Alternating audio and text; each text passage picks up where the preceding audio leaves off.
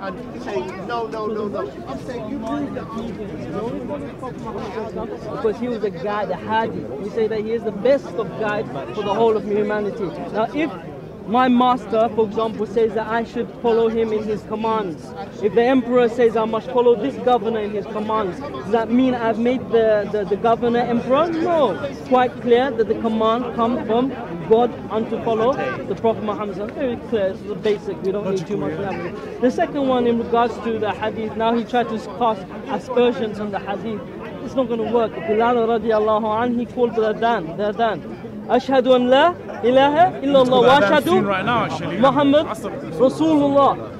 From the time of Zaman, from the beginning to now, in prayer the Muslims said what? Ashhadu an la ilaha illallah wa ashhadu anna Muhammad Rasulullah. So he said this is a bid'ah. We have evidence. Now if he rejects hadith, he has to reject the majority of history as well. Because hadith is some of the most vigorous information history that we actually have. We have a supporting chain of narration. We have something called the Hammul Ilm. I would not be able to pass down history unless my teacher, who was our eyewitness, and we know his character, we know his memory retention, his ability to recall information and give it, and his honesty and so on and so forth, yeah?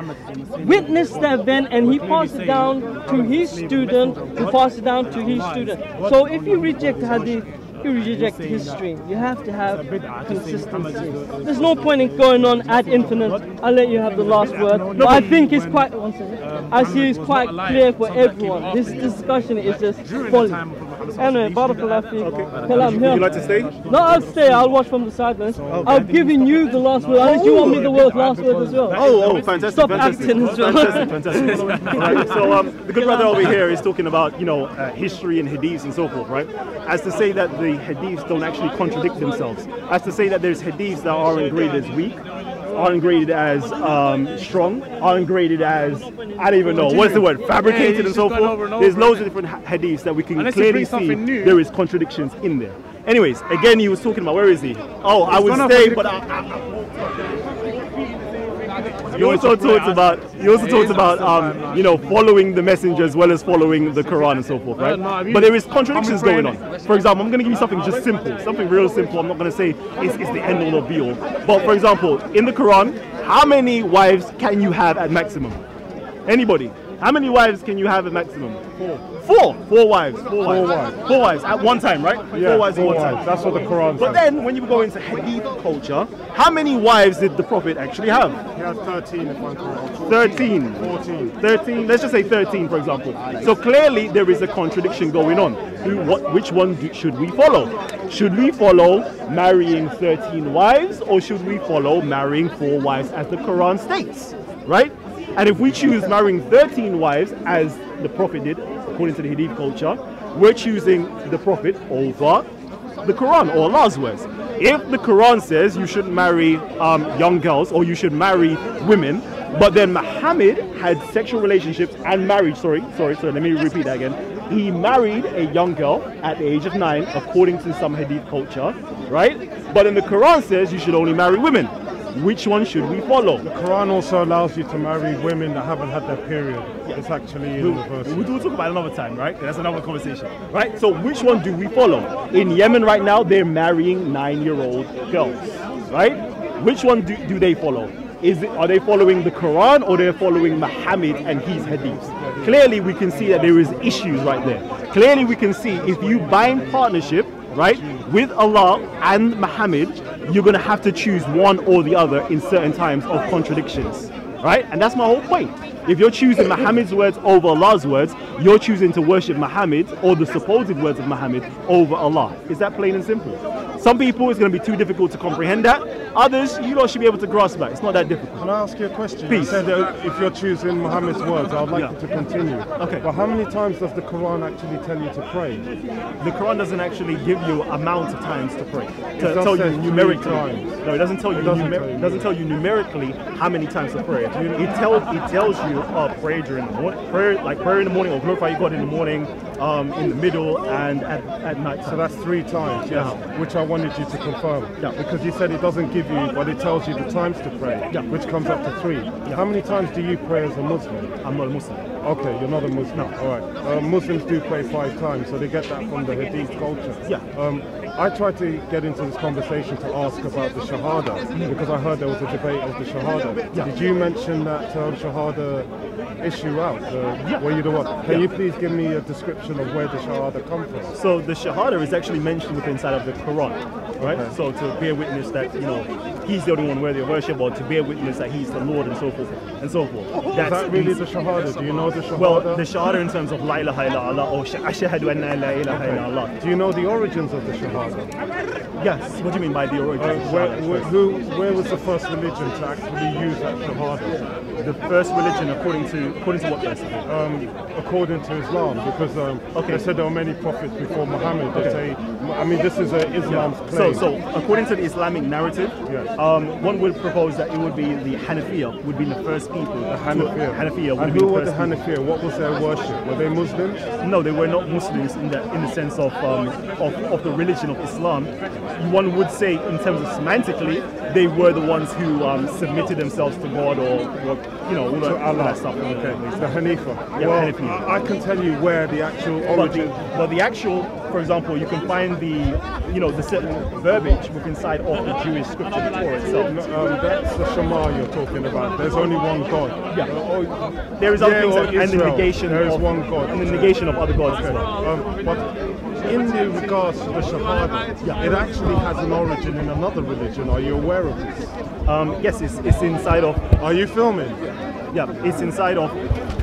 Whoa, that's a very lovely red, lovely red. So inside of the what you consider to be, from an Islamic point of view, from an Islamic narrative, you got the Hanafiya, right? Hanafiya. But they go by several different names. So you have the Sabians. Oh, Sabians. thank you. So now you've got to the.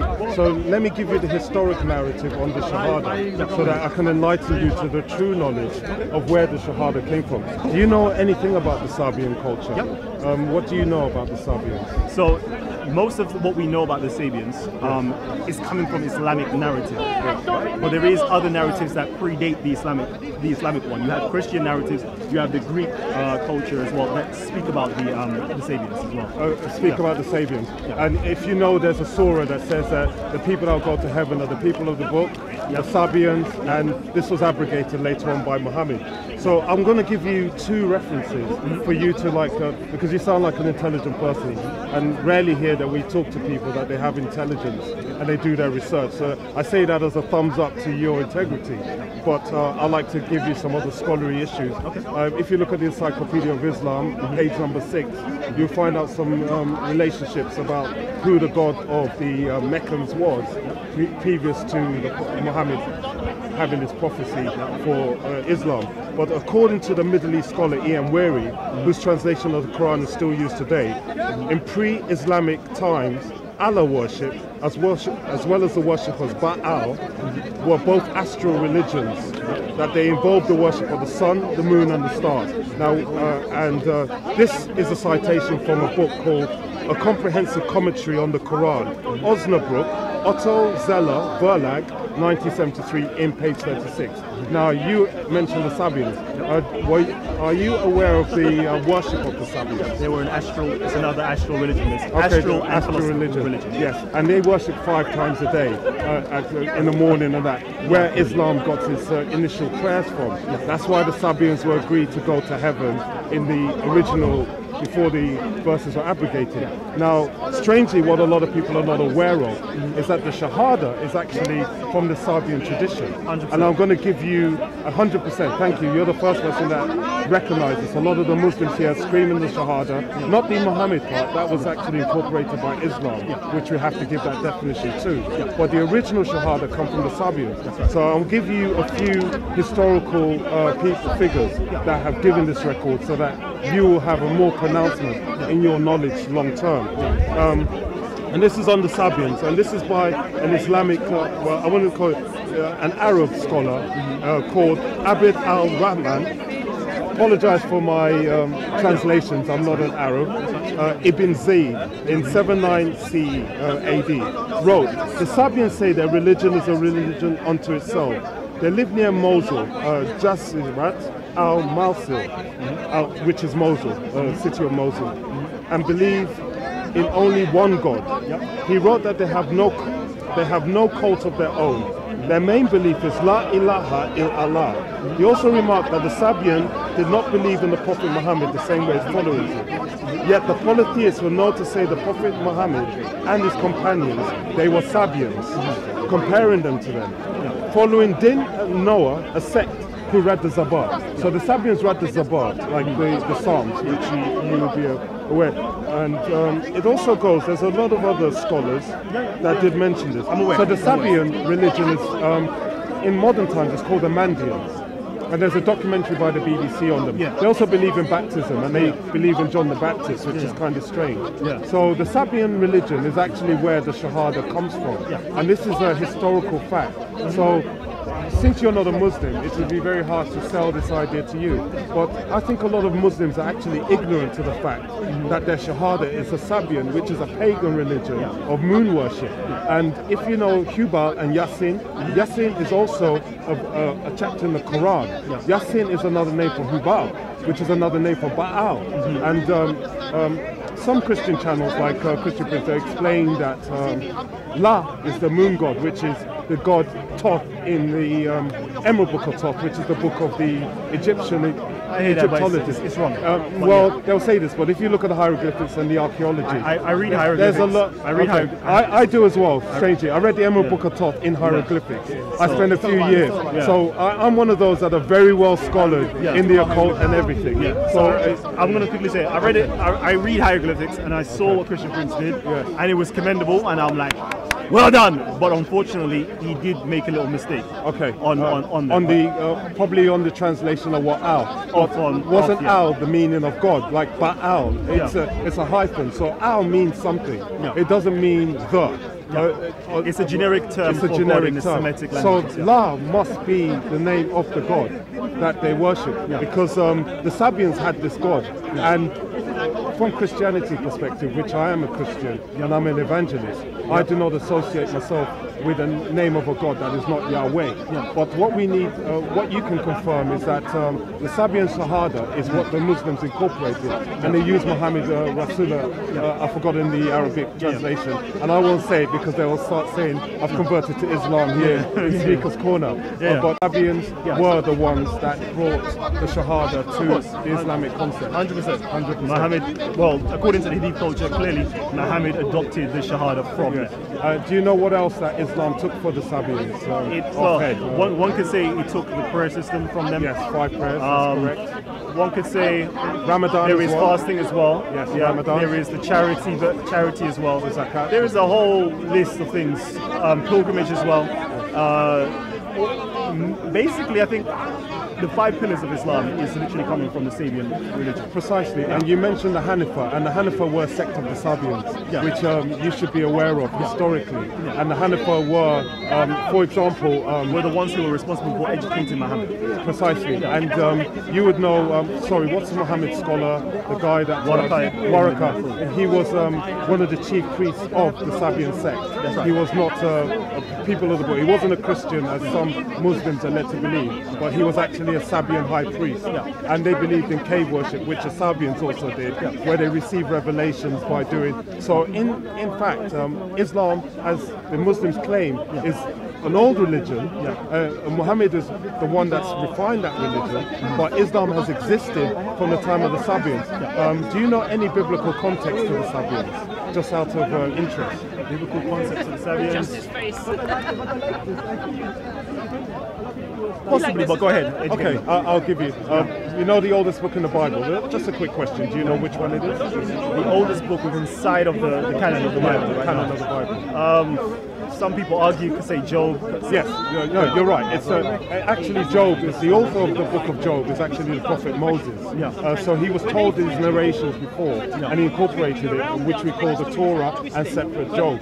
Job's family was attacked by the Sabians, and they were the ones that killed his family, and they were the people in the desert. Another record of the Sabian with the crescent moon symbol was in the book of Judges, when I've forgotten his name, which prophet it was. he slew them and he took their ornaments of crescent ornaments. So what we do know is that we have historical evidence that the god Hubal has the crescent moon, and it was one of the chief stones inside.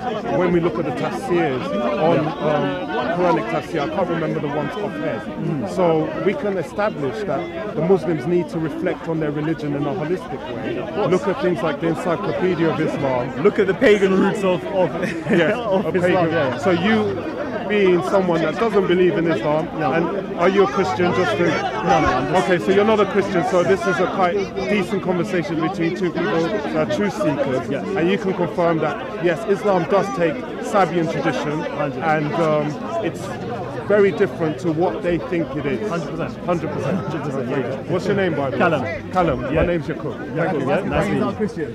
Yes. Why are you not a Christian? Oh man! Why are you not a Christian? Someone like you that's it. Why am I not a Christian? Ooh, that's a good question. That's a very good question. You know what? The reason why I'm not a Christian is because Jesus was not a Christian. That's a simple answer. The question is, who are the Sabians? Did you cover who the Sabians are? Yeah, the Sabians are the oldest religion. They're the moon worshippers. They're astral. But they're in the Middle East. I am a follower of the Logos, though. I am. Zoroastrianism is from Persia. Okay. He follows the logos. I follow the Logos. We follow the logos. Callum, that was a really beautiful conversation. Thank you very much. Bless. Thank you, Kalam. Thank you, bro. So I'd like to thank Kalam for giving me a time to address him, and he has confirmed that Islam is built on the Sabian traditions. The 5 pillars of Islam cover Sabianism. The Sabians were the ones that killed the Prophet Job. So this is concrete evidence, like he said with his own mouth. They take 5 pagan traditions from the Sabians: the prayer, the zakat, Ramadan, the Shahada. These are not practices of the one God. We as Christians, we worship the one true God, which is mentioned in Genesis, the Spirit of God, the Son of God, and the Father. These are the 3 that are one in form. We call on Muslims to start looking at the Encyclopedia of Islam and other literature. If you do not believe the Bible, at least research your own religion so you have a better understanding. When you're screaming your Shahada here to heckle us when we're preaching the gospel, you're actually screaming pagan chants. And this is evidence known to anybody that has any historical knowledge. Once more, if you want to be saved and sure that you have eternal salvation, you have to come to our Lord Jesus Christ. It is through that profession of your faith in Christ and belief that the Son of God died on the cross in atonement for your sin that will bring you to salvation. Your zakat, your shahada, and other things will not save you from the eternal damnation. So please research, because eternity in hellfire is not where you want to be going. And when you have been shown concrete evidence that your religion is built on pagan foundations, you need to take this very seriously.